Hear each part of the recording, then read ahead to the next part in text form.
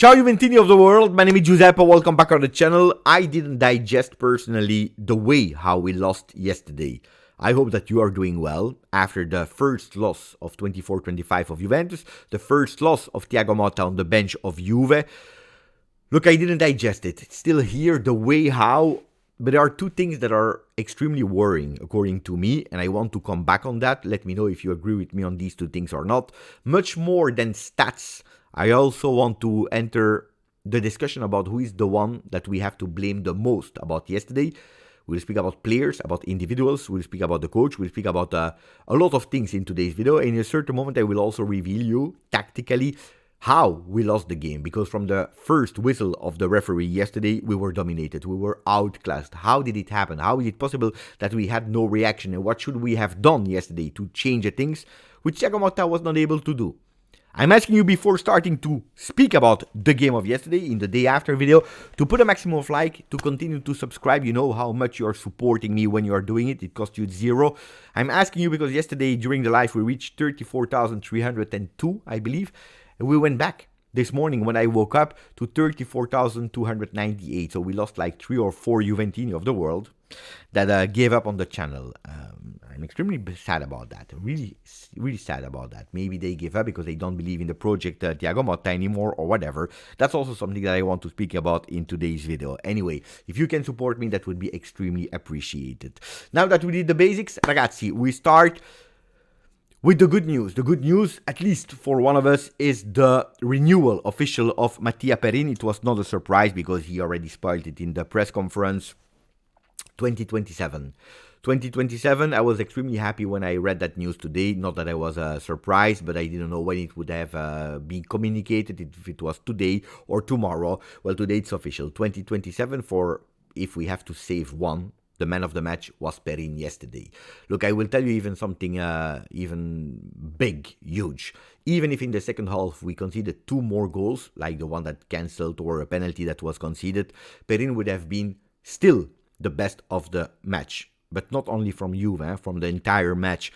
And when you know that you are losing 1-0, your goalkeeper is awarded as man of the match, we have a problem. Yesterday it was really touching when I saw him at the microphones receiving that award when he was with tears in his eyes, just to tell you how much he cared about it, how much he was aware that he did everything that he could to let Juventus win, and he couldn't. Yesterday it was at a certain moment Stuttgart against Perin. Unfortunately, we lost, but he has nothing to blame himself. He was the best. I'm happy because his words about I don't feel like a second goalkeeper are correct. We are lucky. We are extremely lucky to have a 1.5 or a equal number 1 than Di Gregorio. We have Perin. I'm happy about that. Now we go towards the game of yesterday. Look, I told you there are 2 things that are worrying me. A bit more than 2 things, but 2 things are really worrying.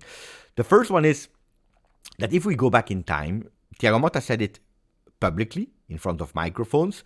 He said it really in a transparent way.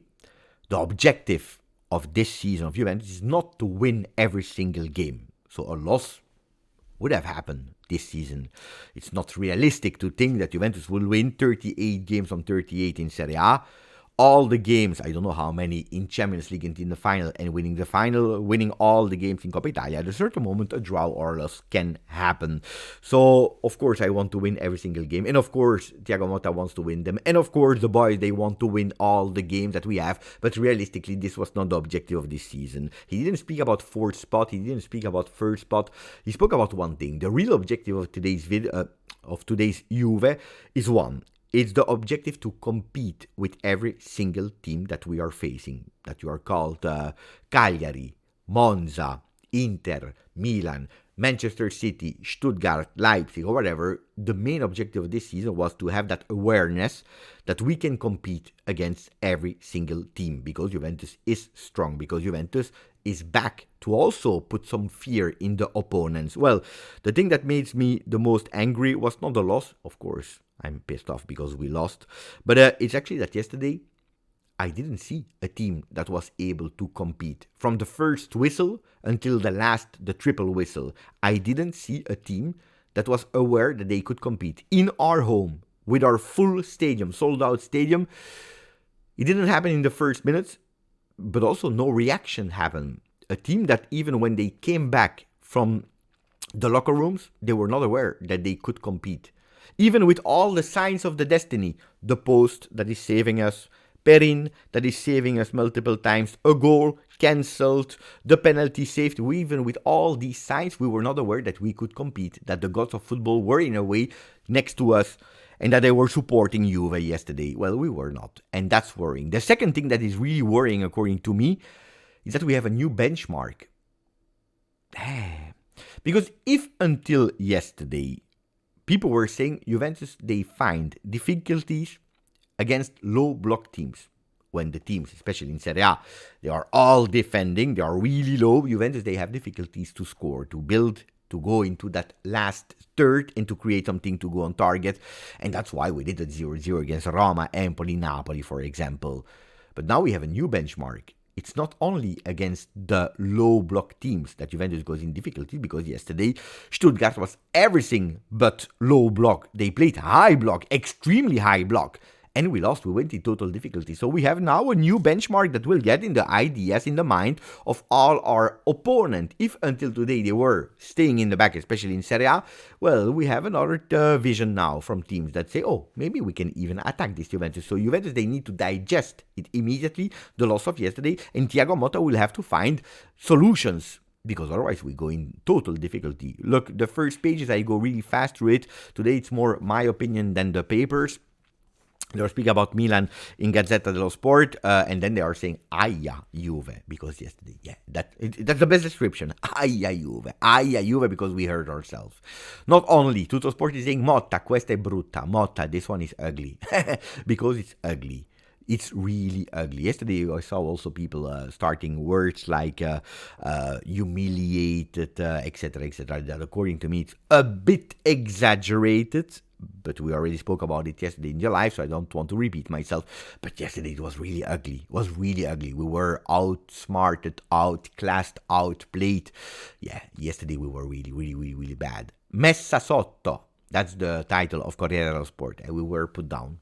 Yesterday we were put down. It's a reality from the first minute until the last minute. If you're looking at the momentum without commenting too much, you understand that it's a reality from the beginning until the end. Disaster. Juventus Football Club, disaster. If you're looking at the stats, it's exactly the same. Every single possible stat is won by Stuttgart yesterday. The goals, the shots on target, also defensively, the blocked shots, they were winning, the possession, the pass accuracy, the duels won, the corners won, every single stat is going towards Stuttgart. And then it means that indeed Thiago Motta at the end of the game is right when he's saying we never had the control of the game. That's a reality. We never had the control of the game. Then, of course, now I'm speaking about this game. I see a lot of people that are starting the debate now, opening the debate, that it's a drama, etc., etc. Yeah, if the game of yesterday is not beautiful, but can we calm down a second? It's the 11th game that Juventus is playing. It's the first loss that we have. We didn't lose 5-0 yesterday. We lost 1-0. Could have been more, honestly, but we lost 1-0. Yesterday, Juventus was really bad, but can we speak also about the good things that we did since the beginning of the season? Because I see a total changed Juventus in men, in management, in technical staff, but also in the way that we are expressing football. I see a much better Juve, a much stronger Juve, a much younger Juve, with new faces that are still knowing himself. I'm not here today to say we throw away the project that we started. We are at the beginning of a cycle. Calma, we need to improve it. There are a lot of things to improve, like the offensive phase, and not only, because yesterday we could say the defensive phase as well. Well, it's both of them. We need to improve in offensive phase, we need to improve in defensive phase, we need to improve in finding a balance, words that has been said by Thiago Motta, but yesterday I loved one thing from Thiago. He didn't look for some excuses about injuries, no injuries. He went immediately straight to the fact that it's his responsibility. He is the one to blame. And I totally agree with him. I go and I say, yes, you're right, Thiago Motta. Because more than Danilo, more than Savona, more than Yildiz, more than Vlahovic, more than whatever player that we'll speak about in a second, Thiago Motta is to blame yesterday. What are the things that I'm blaming Thiago Motta? Basically 4 huge big things that we will enter in detail from now on. The first one that was thinking about Inter a lot. He didn't say it. From the rumors that I heard, he never pronounced, he never mentioned the word Inter to his players in training session or in the locker room. He didn't. But of course, when you are making some choices before the game, you don't need to speak. You don't need a lot of word. We are playing with men, with kids, with men, but they're human beings that are able to think by themselves, and they know it. If you get out Gatti, if you get out Cambiaso of the game, of course, you are thinking about Inter. Of course, you are doing it, and you are sending a sign to your team. It's not a sign that you are telling in front of microphones or even maybe in the locker room, game by game by game. The next one we will see, but first we think about this one. Well, the changes in the lineup that he made were clearly something like that. He wanted to win yesterday, trying to do it with a minimal effort. He was not thinking about a 4-0 total domination when he was hopefully thinking about a 1-0, a 2-0, a 2-1, with a minimum effort, having the 9-on-9. And that's the first thing that I'm blaming him. The second thing that I'm blaming him is totally wrong in the starting lineup. The men that he has chosen, one, and then tactically, the tactics were wrong from Thiago Motta. The third thing that I'm blaming Thiago is that there were absolutely no reaction after 10 minutes. There was no reaction after 10 minutes because sometimes we are saying, but we'll change it at half time, we'll come back, we'll do some change. No, you can already do some changes after 10 minutes. When after 10 minutes you are totally dominated by Stuttgart, if they have already 6 shots after 10 minutes, 2 on target, I think, but quite dangerous one, you need to change something because something is not working. After 20 minutes or 30 minutes, I believe it was already 12 shots, 12 attempts for Stuttgart. So the things were not going better. And you are not able, after 10 minutes, 15 minutes, to change some settings in the game. And I will show you in a second that there was the possibility to do so. The fourth thing is that we see the same exact men at the 46th minute. So when we enter back from the locker room, but not only the men, it was the same tactics. It was the same men, and it was also the same behavior. It's not a coincidence that we concede that goal immediately at the 47th minute, I believe, or 48th minute, immediately when we go back from the locker room. So he was not able to turbocharge them, to give them confidence, to tactically change the things that were not working. Yesterday, there are a lot of things that I'm blaming to Thiago Motta, but these are the 4 things, especially because, whatever, you don't need to be an expert of football or to have studied a lot. We said 4 things yesterday that we needed to pay attention to, thanks to the work of Tuttosport. Undav, pay attention there, 1. The pressing of Stuttgart. Mittelstadt, that is an offensive weapon. And the 4th one is Nubel, that is starting from the back. 4 things. Look at the images that I will show you now, and you will probably understand that the 4 things that we said in the video of yesterday, for the people that watched it, pay attention to these things. Well, these 4 things were not paid attention to, or not enough, or we probably underestimated, or we understood them and we couldn't block them, which is even worse because you know and you can't. Disaster. Look, we start with the lineup with a 4-1-4-1. Obliged because Douglas Luiz goes out in a warm-up. By the way, we have an update about the medical condition. Diagnosis test that Douglas Luiz underwent this morning at the J Medical following the muscular discomfort in his left thigh reported yesterday have ruled out a tear. His conditions will be monitored on a daily basis. So luckily he stopped on time before it was a muscular injury, so no injury for him. Of course, not a lot of chances that he will be there against Inter, and even miraculously he's there on the bench. No chances that he starts the game against Inter, Douglas Luiz. But luckily it was more fear than harm. Anyway, the lineup of yesterday, you're obliged. The first thing that I see here is you have a plan, said also by Fagioli yesterday. Your plan is to play with 2 wingers, Yildiz and Conceição, extremely high on the pitch, extremely wide on the pitch, to have that Fagioli with these passes to go and find them immediately, to create superiority so that Mittelstadt is staying in the back, which is beautiful because that means, okay, you know that Mittelstadt could be a problem. And that was the lineup and the idea of Thiago Motta. That is the first thing. And the second thing that Fagioli is telling us also is saying the fullbacks needed to support it with Cabal and with Savona. The third thing is saying that they were in total confusion in the first half because the plan was not working. And that's where I blame Thiago Motta. It's not working, the plan. The players are in confusion because the plan is not working. Because Stuttgart, Hönes, they probably understood what the plan of Thiago Motta was, and you were not able to find another one.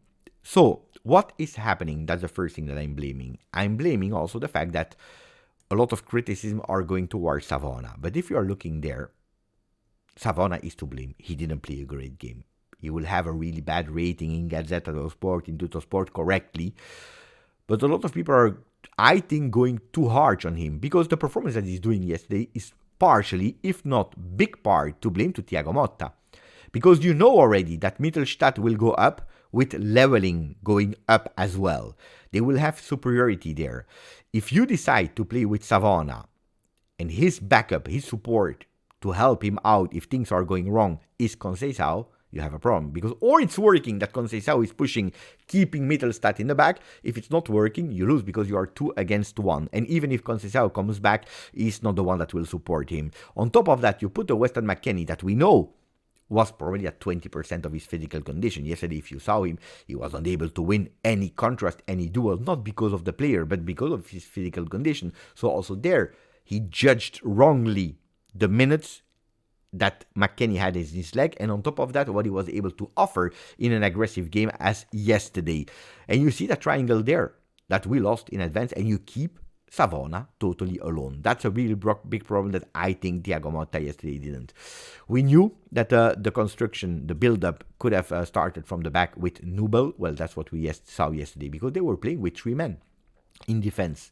But that third man was the goalkeeper, not a center defender. They were playing with 3 and it was always working. On top of that, we were not able because we were totally not in harmony to give some pressure on them, and they had an easy life to do actually the game that they wanted to do. Thiago Motta is always saying, we want to make sure that the opponent is not doing their game. We want to annoy them, that they have difficulties to do their game. Well, actually, yesterday we actually made their life extremely easy.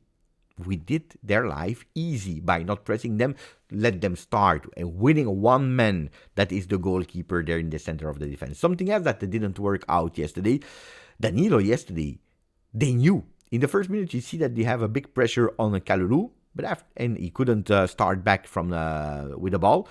But then that pressure is going towards Danilo. Danilo that didn't do a beautiful performance yesterday. Far from really in difficulty, Danilo. Danilo that actually starts the 10, 15 first minutes, not that bad. In moment of difficulty of Juve, he was in defense, someone that was still keeping it, probably also because you have that pressure on Kalulu and not on him. From the moment that they understand it, and you know, Undav and Demirovic, when you see the physical importance that they have, especially Undav, when we already spoke about it, they went with both of them towards the side of Danilo. It's not a coincidence, Cancelled goal is coming from there.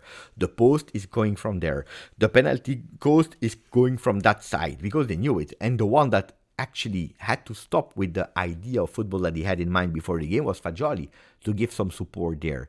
And even with 2 against 2 or even 3 against 2 with Kalulu, we lost our battle there. It was really, really a disaster. It was a bloodbath. And Danilo, more the minutes were going, more it was dropping. At half time, it could have been maybe important to put Gatti back there with Kalulu on the left, Gatti on the right to save a bit. He didn't do it, and it went actually worse and worse until Danilo decided to put himself out of the game himself. Not Thiago Motta, but the referee after that second yellow card. Another thing that didn't work out was the plan of Motta to keep them extremely high and wide, Yildiz and Conceição.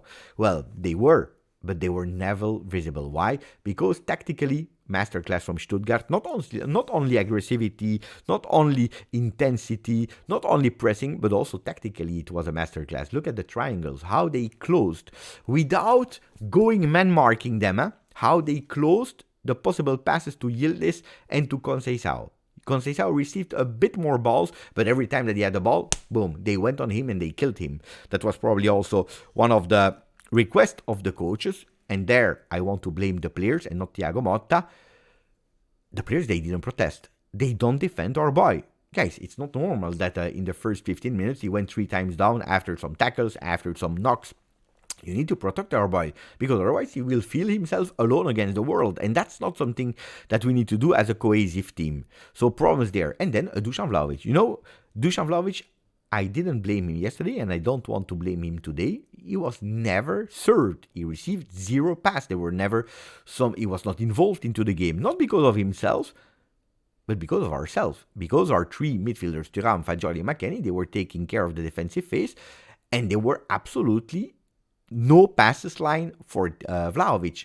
Yesterday, Vlahovic was in middle of that square that you can see with the 16, 21, 16, 29, 24, and number 6. He was in that middle, and in front of him, he had even the goalkeeper. So he's really blocked there, totally lost.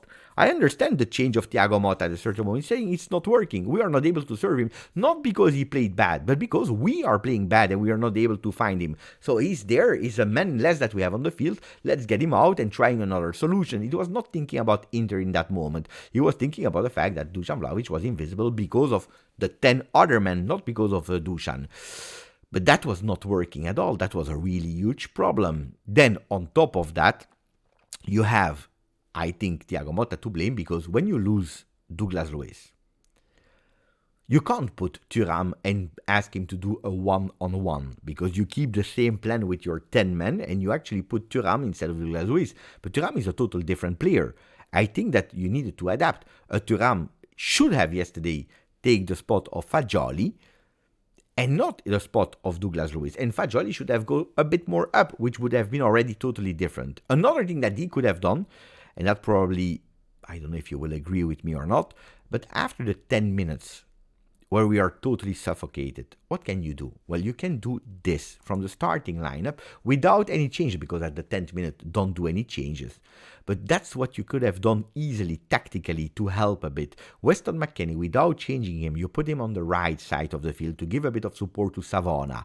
On top of that, get Fagioli a bit closer there, giving support of Thuram. Instead of that 4-1-4-1, go towards a 4-2-3-1 with McKennie on the right, with the 2 players, midfielders, giving some density there, not letting them have the superiority in their midfield. And then you put Conceição on the left side of the field, where he would have had a bit more freedom, with Yildiz as a number 10, because he was totally isolated. Instead of having a totally lost Dusan Vlahovic, you put a Yildiz that is there, able to receive the balls, a bit more closer to Dusan, a bit more dangerous. That could have done a lot after 10 minutes. Then, at the second half, when you're going into the locker rooms, you put McKennie out because you see that he was not ready. You put a Wea, you put a Savona out that was maybe in difficulty, you put a Cambiaso, things that he did from the 55th minute. There, these 2 things. I would not have put Conceição out. I would have put him on the left with Yildiz as the number 10, but much earlier than the first half, already there, because then you can say, okay, Conceição is tired, he's not having the 90 minutes, let's put Bangula there, because that's the one that we have, guys. We have no Nico, we have no Koopmeiners. That's what we have, so we have to do with what we have. But that could have been something that he should have done yesterday. Then if we speak about the individuals, the video is extremely long today, but yeah, according to me, Thiago Motta is the biggest one to blame, not only, but he knows himself. It's not a criticism. It's not, I don't like Thiago Motta. It's not a Thiago Motta out. Absolutely not. I believe in the project a lot. I think that we are doing fantastic thing, but judging yesterday was not a good one. Best one, Perin. The worst ones, well, if you're looking at the games yesterday, Danilo, Savona, the worst one. Savona, he has an excuse. I think influenced by the choices of the coach. But Savona, and then I'm pissed off. We are exaggerating now. We want next gen. We want young players. We want Italian players. We want the future. We want this. Then when we have them and they are making 1 bad game or 2 bad games, we are already the first one to already criticize them. They are not worth Juventus. They are not worth Serie A. They are not worth Champions League level. Calma. Of course, he needs to progress. He needs to do much better, and I'm sure that Thiago Motta will help him in that way. Guys, he's playing much more than he should because of Bremer, that is out, because of Danilo, that is not a right back, because of Kalulu, that is now playing as a center back. We need to support these guys. Telling also that today a 4.5 in the rating is totally correct, because he doesn't deserve more. But calma when we are judging them and saying they are not deserving to play in Serie A. Yildiz, until yesterday, I said he's doing the job. I'm expecting more, but he's doing the job. He's listening to his coach. Look, I would love that Yildiz sometimes, in some things, is also working with his instinct. That I would appreciate it a lot. Yesterday, he didn't do a beautiful game. You know what was worrying for me was when he had the few opportunities that we had, or he's doing the wrong movement on that pass of Adzic, or the one-on-one situation. One-on-one, that's the strong point. That's the quality of Yildiz. Well, he was not able to pass his man. That's something that I'm expecting more from Yildiz. Is it now the time to say he's not worth the number 10 Kalma again? We are going from one extreme to another. No, but he's a young kid that needs to grow and that needs to learn and needs to know what to do. The only thing that I'm blaming Yildiz now is work a bit more with your instinct. You have the capacity. Believe in it. I said against Lazio, the guy is never losing the ball. Well, at a certain moment, take the risk. Also offensively for our players. If you won't go up, and if you lose the ball, you lose the ball. It can happen. It is the reality. Guys, that was it for my extremely long post-game, day after video, whatever. Hopefully you're still here. If yes, put a maximum of like. If not, I hope you already did. Thank you. Grazie. Forza. Juve.